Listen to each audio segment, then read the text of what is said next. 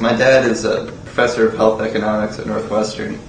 We were arguing about something, I can't remember what. I told him that wages in the U.S. were much lower than most industrialized countries. And he said that it wasn't his fault that people decided to blow their paycheck on a big screen TV. I think that statement, in my mind, sums up how most elites feel about the poor. It's your fault you're poor. Do you agree with Let's that? take a look at the post-war period. It's basically economic history of the post-war period. It breaks up roughly into two phases.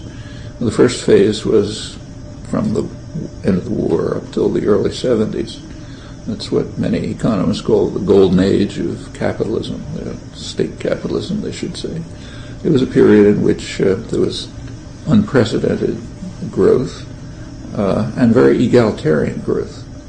So wages rose. In fact, the lowest percentiles of the population did about as well as the upper ones.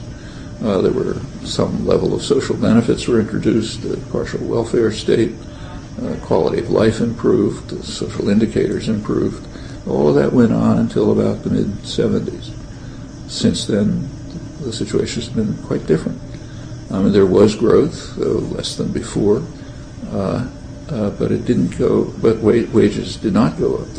Real wages stagnated pretty much for the majority of the population. Working hours went way up. You had to have two members of a family working just to keep food on the table, forgetting the flat screen television just for necessities. And that means that families are negatively affected unless there's support systems, which are very weak in the United States comparatively, daycare and so on and so forth. So it harmed families. Benefits declined, and quality of life indicators declined. In fact, the standard statistical indicators, social indicators, rose. They sort of tracked wages during the first period, but starting in 1975, wages roughly stagnated, real wages, and social indicators began to decline. Is that the fault of working people? Hardly. That's clearly the result of institutional changes and decisions about the structure of the economy, and we know what they were. That's when financialization of the economy began. Manic ideas about efficient markets took over. Regulation started being eliminated.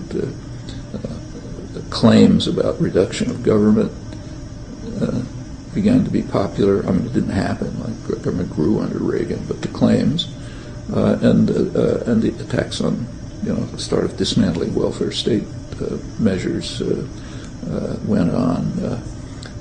Americans now work many more hours than the Europeans, and for at best, not even comparable wages. But is that are these changes the fault of the poor? It's pretty irrational. We know that major changes were made in the structure of institutions, and that led to dramatic outcomes. So it's irrational to say that's the fault of the individuals, the same individuals who were there in the golden age.